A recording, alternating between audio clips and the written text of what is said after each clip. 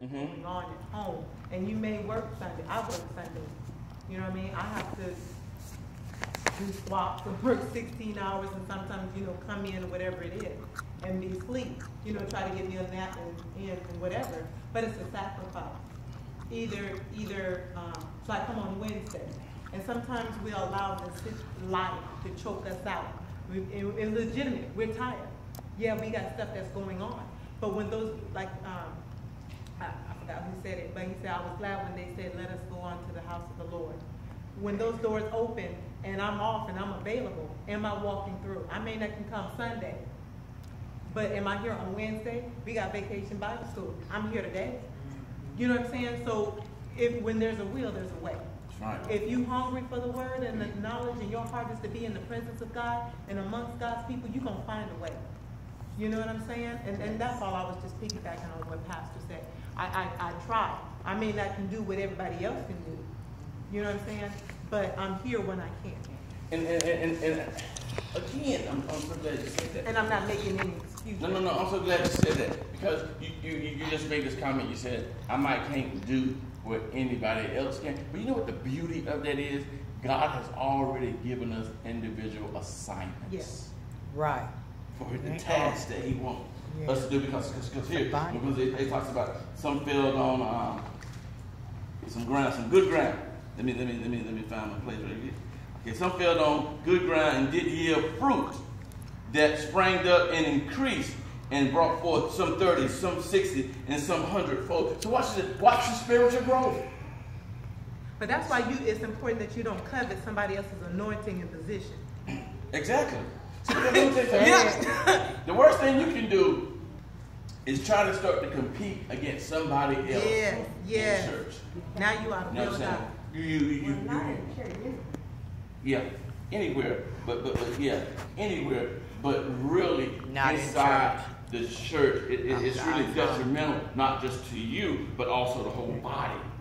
You know what I'm saying? Because if there is no spiritual receptivity, you see what I'm saying? See, you have to receive the Spirit in order to be moved by the Spirit. But it takes sacrifice. Exactly. Are we willing to sacrifice? And so you also have to remember this: some 30, some 60, some 100-fold.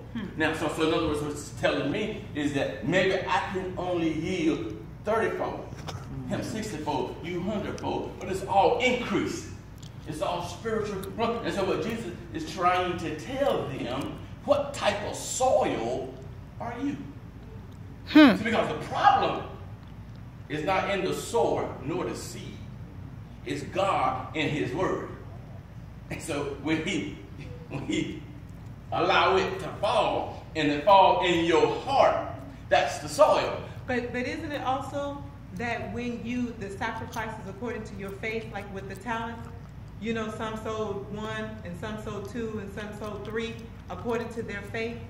Mm-hmm. When the one didn't want, the other one didn't want to. He buried his. He didn't want to bury his. No, he buried his. He didn't want to. He didn't want to lose it. Yeah, he didn't want to profit.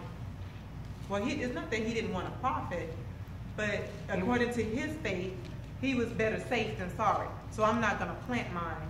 I'm going to just hold on to it. So he didn't. And the other ones, according to their faith, they planted there. Yeah, but he didn't add to the man's kingdom. That's why there was no add, because there was no. He got rid of him. There was no faith. He didn't have faith that there would, if you reap, if you plant something, that you got to give the increase. He started with 1 and ended with 1. Okay. He started with 1 and ended with 1. And The other man started with 5 and ended with 10. The other man started with 10 and ended with 15 or 20. So what was the point? He was winning souls, or he was doing. No. What was the point of the one who buried? The one telling him, because he says, Master, I know that thou art unjust and shrewd, and because if I don't produce this, then you're going to get me. And then Master says, you know what, you should have took your 1 talent and put it in the bank. He said the usury, so you should have put it in the bank. It might draw interest. That part right there. So in other words, he's saying, you did nothing. And so you receive nothing according to your faith. Because then he said, those who have and do not will lose it and give it to someone else. So what I'm saying that's like having a spiritual gift or something for God, that God what is it? Is it the gift? Fruit? No, it's the gift. He give you a gift because you can't lose your fruit, right? You can lose it all. Okay. But if you don't use it, you're going to lose it. Okay. That's yeah. You know, it's just like with your muscles and exercise. And when you don't exercise, you don't, your body, you feel it in your body. That's why people exercise. That's why a lot of people, when they get older, they keep moving because they want to stay moving. You know, this, that, and the other. And so, but what I'm saying here is when Jesus is talking this parable, he's giving everyone an opportunity to check your soil. To make sure you need to till it, make sure whatever you need to do. Because staying in the house, in the church for years and years and years and years don't mean nothing. That's what I learned. Really don't. Only what you do for Christ shall last. And that's why he spoke to them in this parable, and that's why he needed for them to understand, because then when he gets to verse 9, he says, and he said unto them, he that hath ears to hear, let him hear. Now, how many times has someone told you, or you told somebody, no, look at me. I'm talking to you. You hear me? How many times you told your kids, you hear me? And sometimes you say, repeat that what I said. So I want to make sure that you hear me, because it's very important that you understand what I'm saying, because if you don't understand what I'm, that's why I be on you help us so much in church. That's why I don't let up off of y'all. I don't. I do it for a purpose. Because this is we God see when you're in the heat of the fire, Yes. that means that's where you can burn the most. See where we at? It's needed that we be here. And because we're here, God can use us mightily. See, but he ain't gonna use you with the attitude you got. So I throw it out there. And I tell you what thus saith the Lord, what he needs for us to get. Me too. I'm included in everything I say. It's coming out of my mouth. It hits me first before it hit anybody else. And so this is what he said, he who have ears, let them hear.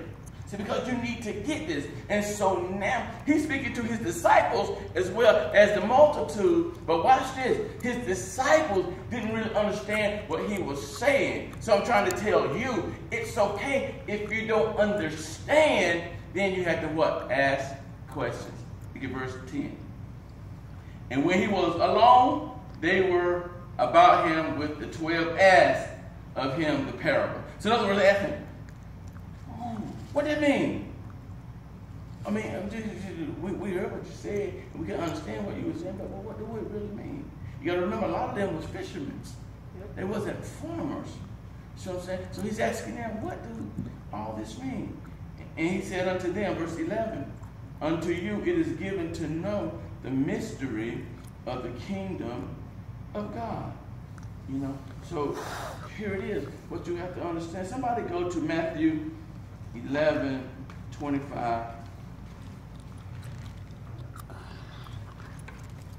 Brother Stan, go to 1 Corinthians chapter 2, verse 10. Brother Jesse, go to